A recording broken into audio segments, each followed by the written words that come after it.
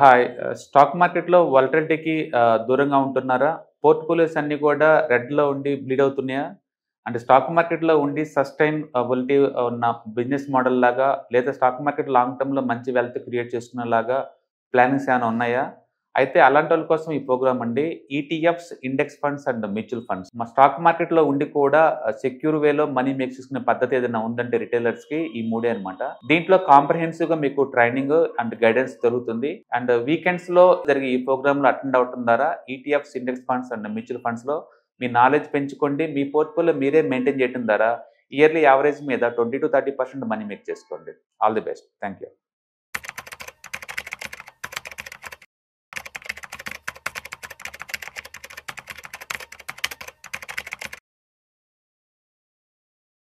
నమస్తే, welcome to Vishnu talks. నేను విష్ణు. ప్రస్తుతం నాతో పాటు ప్రముఖ స్టాక్ మార్కెట్ అనలిస్ట్ సుందరరామరెడ్డి గారు ఉన్నారు. సార్తో మాట్లాడదాం. సార్, సుందరరామరెడ్డి గారు నమస్తే సార్. నమస్తే సార్. సార్, ఇవాళ మార్నింగ్ ఆర్టికల్ ఒకటి చదివాను. చైనాస్ వర్క్ కల్చర్ 996 అంట.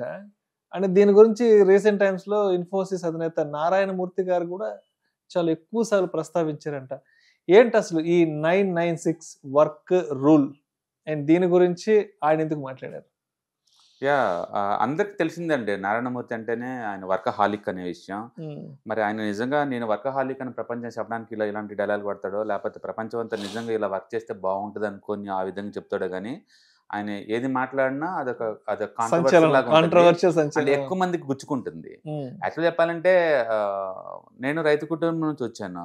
ఉదయం నుంచి సూర్యుడు అస్తమించిందాక పుట్టిన కానీ సచ్చిందాక అందరు రైతులందరూ చేల్లో ఉంటారండి. వాళ్ళ గురించి ఎవరు పట్టించుకోరు. తెల్లవారుజామున 6-6:30 వెళ్ళిపోతారు. తెల్లారి సరుకుల్లో సూర్యుడు వచ్చాడంటే చేలో ఉండాలి. సాయంత్రం రావాలి. నీళ్లు పెడితే నైట్ కూడా పోతాం మేము. నైట్ నీళ్లు పెట్టే టైంలో అయితే అవసరం అంటే నైట్ కూడా పోతాము. అంటే రోజుకి 24 గంటలు వర్క్ చేసిన రోజు కూడా ఉండొచ్చు అక్కడ. మాకు ఉంటే అట్లా ఉంటుంది కల్చర్ అనమాట. అది సపరేట్గా ఇప్పుడు ఎందుకు వీటి గురించి మాట్లాడాలా అంటే ఒక పర్సన్, ఇంటర్నేషనల్ పర్సనాలిటీ, ఒక ఇన్ఫోసిస్ ఫౌండర్ ఒక మాట్లాడితే ఏదైనా సరే దానికి ఒక వెయిటేజ్ ఉంటుంది కదా. అట్లా మీడియా కవరేజ్ ఎక్కువ ఉందనమాట. ఆయన మాట్లాడుతున్నట్టు 996 అంటే ఉదయం 9 నుంచి సాయంత్రం 9 వరకు పని చేయాలి. అక్కడికి 2 9లు అట్లా 6 డేస్ పని చేసి ఒక రోజు రెస్ట్ తీసుకోవాలా. అంటే రోజుకి 12 గంటలు పని చేయాలి. వారంలో 72 గంటలు. 72 గంటలు అంటే ఆయన మొదటి నుంచి 72 గంటలకు ఫేవరెట్ కదా. 72 అవర్స్ పని చేయాలి, కష్టపడి పని చేయాలంటున్నాడు. అవును. కాబట్టి ఇప్పుడు ఉన్న పబ్లిక్ కానీ కొంచెం ఎంజాయ్మెంట్, కొంచెం వర్క్ బ్యాలెన్స్ అప్రోచ్ ఉన్నోళ్ళు కాబట్టి వాళ్ళకి ఇలాంటివి నచ్చవు. అంటే పుట్టింది అంటే రాజుల టైంలో కూడా స్లావరీ కూడా ఇన్ని అవర్స్ ఉండకపోవచ్చు. రాజుల టైంలో కూడా అంటే ఈ టైంలో కూడా 2025లో కూడా ఇలాంటి అటిట్యూడ్ బిహేవియర్ ఎవరు లైక్ చేస్తారో నాకు తెలియదు. కొంతమంది నచ్చకూడదు ఈ సలహా కూడా. ఏదన్నా ఉంటే లేదు, అలాంటి ఒపీనియన్ ఉంటే తప్పేం లేదు. బట్ మనలో ఉంచుకోవటం బెటర్. దాన్ని ఒక మంచి పొజిషన్ లో ఉండి దాన్ని ఎక్స్ప్రెస్ చేయడం కూడా తప్పే. అది కూడా ఐటీలో కూర్చొని. ఎందుకంటే ఐటీ అంటేనే వీక్లీ 5 days కల్చర్ లో ఉన్నావు. అక్కడికే బుర్ర వేడికి పోతుంది. నువ్వు కావాలనుకుంటే నువ్వు చేయొచ్చు కదా. నీ ఆఫీసులో ఎవరు అడ్డుకుంటారు నేను అంటుంది. ఫస్ట్ ప్రాక్టికల్ అక్కడ చేసి ప్రపంచానికి మార్గదర్శి అవ్వచ్చు కదా. ఎందుకు ఎక్కువ మందిని హత్య చేయటం ఇలా డైలాగ్ కొట్టుకుంటూ ఏదో చెప్తారు ముసలాడు కానీ మహానుభావుడు అంటారు చూసావా. ఇలాంటి వాళ్ళు చూసి కొడతారు. ఆయన చెప్పిన దాంట్లో మంచి ఉండొచ్చు, నేను అంటుంది అలా కాదు. బట్ ఎవరు రెస్పాండ్ అవుతారు వాటికి? ఇలాంటి వాటికి ఎవరు రెస్పాండ్ అవుతారు? ఈవెన్ చైనాలో కూడా ఉంది 44 hours అండి. ఇండియాలో 48 hours ఉంది. మీరు ఒకసారి చైనీస్ లేబర్ లాస్ ఒకసారి చూడండి. 44 hours ఉంది అక్కడ. ఇండియాలో లాగా 48 కూడా లేదు అక్కడ. 2021లోనే బ్యాన్ చేశారండి ఈ కల్చర్ ని చైనాలో. సో సుందరరామరెడ్డి గారు ఇప్పుడు ఆయన చెప్పిన దాని ప్రకారం 9 to 9 అంటే 12 గంటలు. అంటే ఆఫీస్ లోకి 9 గంటలకల్లా వచ్చి కూర్చోాలి, సాయంత్రం 9 తర్వాత ఆఫీస్ విడిచిపెట్టాలంటే అక్కడికే ఒక 12 గంటలు అయిపోయింది కదా. సరే, ఇప్పుడు బెంగళూరు, బాంబే, హైదరాబాద్, మద్రాస్ లాంటి మహానగరాల్లో ఉదయం 9 గంటలకు వచ్చి ఆఫీస్లో కూర్చోవాలంటే పొద్దున ఇంటి దగ్గర ఎప్పుడు స్టార్ట్ అవ్వాలి? అదేవిధంగా సాయంత్రం 9 గంటలకు ఆఫీస్ విడిచి బయటకు వెళ్ళాలంటే ఇంటికి ఎన్ని గంటలకు పోతాం చెప్పండి? మార్నింగ్ ఎర్లీ మార్నింగ్ ట్రాఫిక్ ఉండదు కాబట్టి 8కి బయలుదేరి రావాలి. గంటకల్ ఆఫీస్ రీచ్ అవ్వచ్చు. సాయంత్రం మాత్రం ట్రాఫిక్ ఎక్కువ కాబట్టి ఇంకో 2 hours పడుతుంది. అంటే మీరు ఇంటికి వెళ్ళేసరికి 9 కదా, 10:30, 11 అవుద్ది. ఇంకా పెళ్లిళ్ళు మానేస్తుంది. ఇంకా అన్నిటి సొల్యూషన్ ఏంటంటే పెళ్లిళ్ళు మానేయటమే. అంటే ఓవరాల్ గా ఒక 15 గంటలు ఆఫీస్ కోసం ఆ రోజు నువ్వు ఇంకా కూరగాయలతో బయటికి పోయి నీకు వేరే లైఫ్ ఉండకూడదు. నీకు నువ్వు పుట్టింది వర్క్ చేయడం కోసం. నువ్వు పుట్టింది ఎందుకంటే వర్క్ ద్వారా నువ్వు తన్మయత్వం పొందు, వర్క్ ద్వారా దైవత్వం పొందు, వర్క్ ద్వారా అన్ని పొందు. అంతే. అంటే వర్క్ లోనే దేవుణ్ణి చూసుకో. దేవుని చూసుకో అని అర్థం. ఒపీనియన్ తప్పేం కాదండి, నేను అంటుంది అది. ఒపీనియన్ ఉండటం తప్పేం. నేను చెప్పాను కదా, ఇండియాలో ఏ రైతు రోజు 12 గంటలు పనిచేయరు, నువ్వు చెప్పండి. అందరు చేస్తారు. అందరు చేస్తారు. నేను రైతు కుటుంబం. ఏ రైతు చెప్పాడు నేను 8 గంటలు పని చేస్తున్నాను నీకు? ఏ రైతు చెప్పాడు? నీ వేరే వాళ్ళని చేయమని ఏ రైతు అని చెప్పాడా?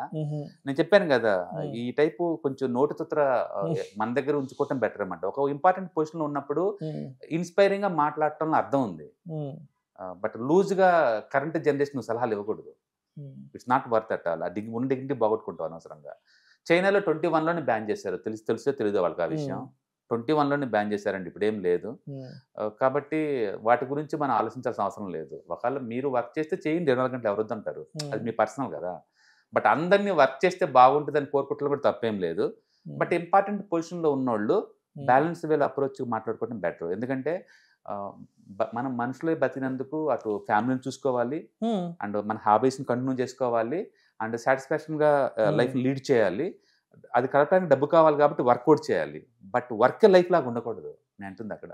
సార్ ఇప్పుడు ఒక మనిషి, ఒక ఉద్యోగానికి వచ్చిన మనిషి, ఇంట్లో నుంచి బయటకు ఉద్యోగానికి వచ్చిన మనిషి, ఇప్పుడు ఆయన చెప్పిన 996 రూల్ ప్రకారం అంతా కలిపి రోజుకు ఒక 15-16 గంటలు ఆఫీసులో రోడ్ల మీద ట్రాఫిక్ సిగ్నల్స్ కంటే జీవితం గడిచిపోతే, ఇంకా ఆ రోజులో అంటే ఆ 24 గంటలు 15-16 గంటలు పోతే ఇంకా నాకు తెలిసి ఒక 7-8 గంటలు 9 గంటలు ఉంటాయి అంతే. ఇంకా అతను కుటుంబంతో స్పెండ్ చేసిన టైం 7-8 గంటలే. ఎందుకు ఎలాంటి I think vice president chairman అనుకుంటా, ఇంట్లోకి వచ్చిన పిల్లలతో ఏం చేస్తారండి ఎళ్ళ గొట్ల, అప్పుడు కాంట్రవర్సీ రావాలా? నేను అంటుంది అదే, ఈ ఇంపార్టెంట్ పొజిషన్ లో ఉన్నోళ్ళు ఏదైనా సరే వాళ్ళ మాటకు ఒక వెయిటేజ్ ఉంది. ఎందుకంటే వాళ్ళు ఆ లీడ్ చేసిన ఆ లైఫ్ అనేది ఇన్స్పిరేషన్ గా ఉంటుంది వేరే వాళ్ళకి, ఆ పాత్ అనేది. కాబట్టి కొంచెం నోరు అదుపులో పెట్టుకొని కొంచెం డైలాగ్ కొడితే ఇన్స్పైరింగ్ బాగుంటుంది. 10 మంది ఏం చెప్పారు అన్నట్టు ఉండాలి తప్ప ఏంది ఇలా దగ్గరికి చెప్పాడు అన్నట్టు ఉండకూడదు. ఒక స్టేజ్కి వస్తే ఆయన చెప్పినట్టు నేను తప్పు అట్టలేదు, కానీ 2025లో కూడా ఉండి అండ్ వర్క్ని పర్సనల్ లైఫ్ని బ్యాలెన్స్ చేసుకుంటూ పోవాల్సిన మెచ్యూరిటీలో ఉండి కూడా ఇంకా అవుట్డేట్ ఉన్న చైనా మోడల్ని పట్టుకొని, అది కూడా 2021లో చైనాలో బ్యాన్ చేసిన మోడల్, అది దాన్ని పట్టుకొని పోగాల్సిన అవసరం లేదు.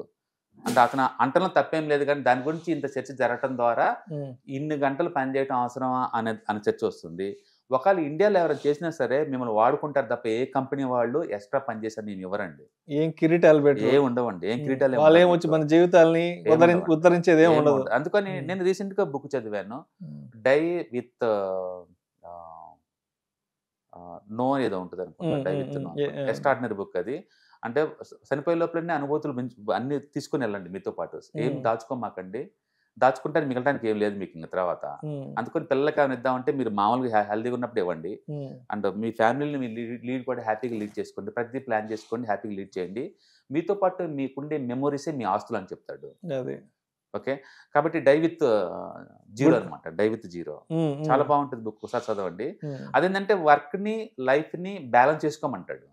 ఇట్స్ టూ గుడ్ బుక్, అంతే. అది క్వైట్ ఆపోజిట్ అనమాట ఇది. బట్ నేను అంటుంది ఏంటంటే మీరు వర్క్ చేయాలని చేయండి, తప్పేం లేదు. కసినోడిని ఎవడు అడ్డుకోలేడు. 20 గంటలు వర్క్ చేసి చాలా మంది ఉన్నారు. ఎంటర్ప్రీనర్స్ అందరూ ఉదయం అమీర్పేటలో షాపు 4 గంటలకు ఓపెన్ చేస్తే మిడ్ నైట్ 1 o'clock క్లోజ్ అవుతాయండి. అవి ఏ హోటల్ క్లోజ్ అవ్వదు అట్లా. ఓనర్లు ఎవరో వర్క్ చేయట్లేదు, చెప్తున్నారా వచ్చేసి ఇలా చేయండి అని. చైనా కలిసి ఇన్స్పిరేషన్ తీసుకుంటున్నారా? ఎదగాలని ఆశ ఉన్నోడిని ఎవడు అడ్డుకోలేదు. మిగతా వాళ్ళందరూ చేయమని అంటే చాలా తప్పు మిగతా వాళ్ళు. ఎందుకంటే ఇలాంటి సలహాల కోసం ఎవరు నీ దగ్గర నుంచి ఎక్స్పెక్ట్ చేయట్లేదు కదా.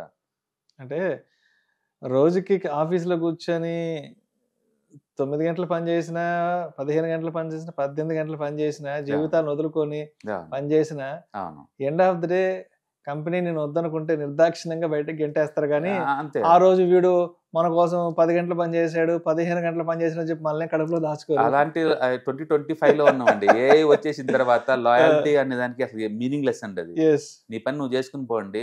ఉన్నప్పుడే ఇంకేదైనా పార్ట్ టైం జాబులు చేసుకుంటూ, ఉన్నప్పుడే ఏదైనా పార్ట్ టైం బిజినెస్ ఏదైనా బీయింగ్ చేసుకొని, ఇది ఊడక ముందే అక్కడ ఇంకొక ఇన్కమ్ జనరేట్ చేసుకోవడం చాలా ఉత్తమం. అదే కదా పర్సనల్ ఫైనాన్స్ గురించి మాట్లాడేది. 4-5 ఇన్కమ్ సోర్స్ చూసుకోమంటున్నాం. ఒకరి దగ్గర అతకపోయారు అనుకోండి, ఇటు నుంచి ఇంటికి పోతారు.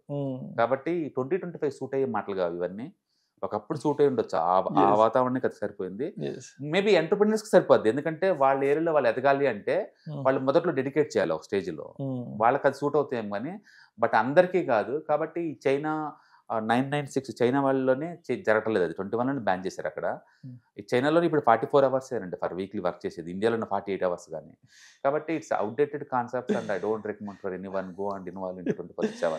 And it's up to you basically. అదేదో తెలుగు సామెత ఉంది, ఎగిరెగిరి దంచినా ఎగరకుండా దంచినా.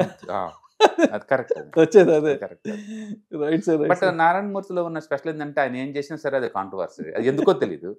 ఏం చెప్పినా సరే అంటే మీడియా అటెన్షన్ కోరుకుంటాడో లేకపోతే ఆయన మాట తీరు అంతే మనకు తెలియదు. మాట తీరు అంతే తెలియదు. ఏదైనా ఉందంటే బెస్ట్ థింగ్ ఏంటంటే ఫస్ట్ ఇన్ఫోసిస్ లో బిగింగ్ చేసి ఎంప్లాయీస్ మొత్తాన్ని 72 అవర్స్ బాగా రుద్ది ఇన్స్పిరేషన్ ఉంటే వేరే వాళ్ళు దాన్ని ఫాలో అవుతారు. ఇలా పబ్లిక్ ముందు చెప్పినంత మాత్రం ఎవరు ఫాలో అవుతారండి? ఎవరు ఫాలో అవుతారు? Thank you sir, thank you so much. ETF index mutual funds నేర్చుకుని స్టాక్ మార్కెట్లో రాణించాలనుకుంటున్నారా? వెంటనే ఈ నెంబర్కి కాల్ చేయండి.